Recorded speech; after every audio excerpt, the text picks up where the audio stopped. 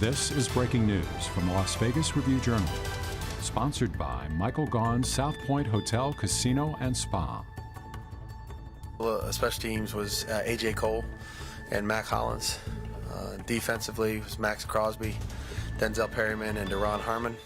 And on offense, Derek Carr, Devontae Adams, and Colton Miller. So all those guys have done a tremendous job for us, and look forward to their leadership as we go into the season here.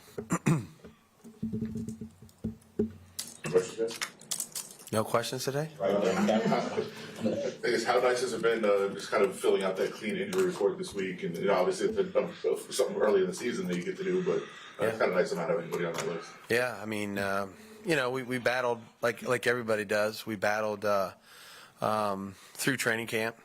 Guys obviously get little bumps and bruises and sore and all that, but we've had enough periods of time and where we've tried to gain some rest here and there, and then really obviously geared our treatment schedule and all the things we were trying to do to try to hopefully be as healthy as we can to start the season. You never know how that's going to go, but we have a healthy team right now, knock on wood, and excited to have an opportunity to go to the first game. Hopefully we make it through today without anything coming up here, at full strength. The guy, J.C. Jackson, you're obviously very familiar with, so important potentially to what they do defensively. How much does it change, him, maybe not being on the field for what you guys want to do? Yeah, we're preparing for him to be out there, and then if he's not out there, he's not out there. But he's obviously a great player, and I've said this before. They got, there's a lot of people on their team, in all three phases that are going to challenge us. So their system is diverse enough, versatile enough to accommodate, a lot of different things. They change it up. They force you to do a lot of different things offensively anyway. So, we're going to prepare for everybody on their roster, as I'm sure they are for us. Josh, you mentioned that whether you're on first base or third base with the playbook, you're going to master wherever you are and let that roll. Yep. Do you have a good idea of where you guys might be Yep. in terms of the playbook? Sure do. We're going to, like I said, we should only and we will only do what we're ready to do. And, you never start where you finish. And I feel confident that our players know what we're about to ask them to do. We've had a good week of practice so far. I know they're focused and their energy's in the right place. Like I said, adjustments are always a part of opening day. We'll start with the plan we have in place, and then we'll, change course if we need to. But I think the guys feel good about, the direction that we've put in, and, like I said, they practice well.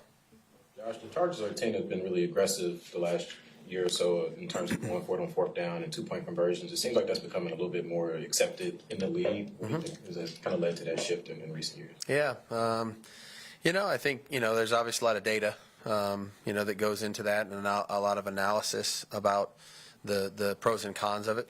I think offensively, if teams have success on third down and shorter distances, you just kind of apply the same numbers to third down. So if you're converting 55% of your third down and shorts, and you have two chances to do it on third and fourth down, you'd think that, you'd have an opportunity to make it. So, there's a lot of things that go into those decisions: field position, how the game is flowing, what the score is, injuries, weather, your kicking situation, what's happened, previous to that, possession.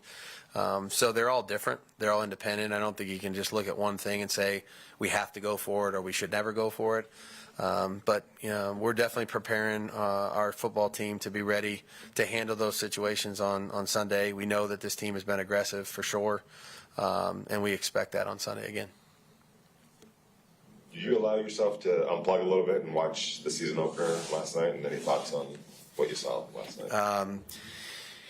I didn't. We didn't. We weren't. On the couch with our feet up. Having a nice tea. But it was probably on most of our offices. It's football season.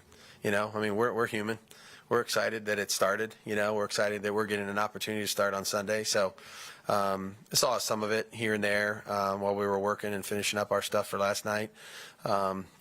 It's like I said, there's an energy that when the season starts, you kind of know your turn's coming right around the corner here. So I think everybody from the players, the coaches, the support staff, everybody here is really excited to have an opportunity to for us to get started on Sunday too. Talk about Austin Eckler. Here's a guy who kind of makes people miss an open space. Obviously, you teach this in practice, maybe a hunt and gather technique, or using the sideline as an extra defender. But specifically, when that's a point of emphasis in the scheme and what you're trying to accomplish, how hard is it to even contain a guy like Austin Eckler, who's just so slippery? Yeah, he's a great player. There's really nothing he doesn't do well. Runs the ball, very difficult to contain in the running game, slippery in the passing game. You have to know where he's at, and he lines up in a lot of different locations.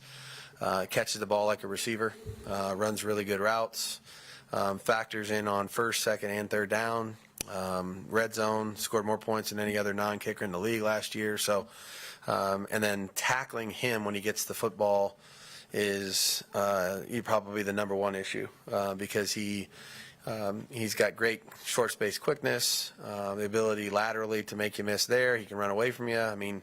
And he's hard to tackle because he's built low to the ground. He's got great leverage. So got a tremendous amount of respect for him. Our players know how big of a challenge this is going to be, just to defend their entire offense. But in particular, this guy is really, he's a spark for them in many ways on all three downs, and it'll be a big challenge for us to know where he's at. And then once he gets the football, which he's going to get it, we're not going to stop it from being handed to him or thrown to him. We got to do a good job of gathering, rallying to the football, and trying to get him on the ground. I think everybody's goal going into a game is to make the quarterback uncomfortable. But Justin Herbert is the guy that makes plays when he's uncomfortable. Yeah. Is there a fine line in that for you as a defense in terms of putting pressure on him, but also not allowing him to get out there? You got to be disciplined. We got to be disciplined with our rush coordination. The minute you allow him to just run outside the pocket, in many cases, it now becomes more dangerous. He's got arm strength, I said the other day, to reach all levels of the field. There's really no throw he can't make. And so it's a difficult, component of the game plan. We have to know where he's at. We have to be able to try to apply pressure without creating huge opportunities. And, he's a great player, young player that has really, really come on. You can just see his growth through the 2 seasons he's played. This guy's a special player, and we're gonna have to do a really good job on not just one play, but we're gonna have to consistently do it right as we go through the course of the game.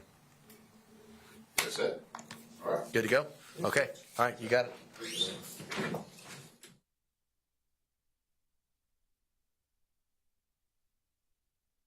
You've been watching Breaking News from the Las Vegas Review-Journal, sponsored by Michael Gaughan's South Point Hotel, Casino, and Spa.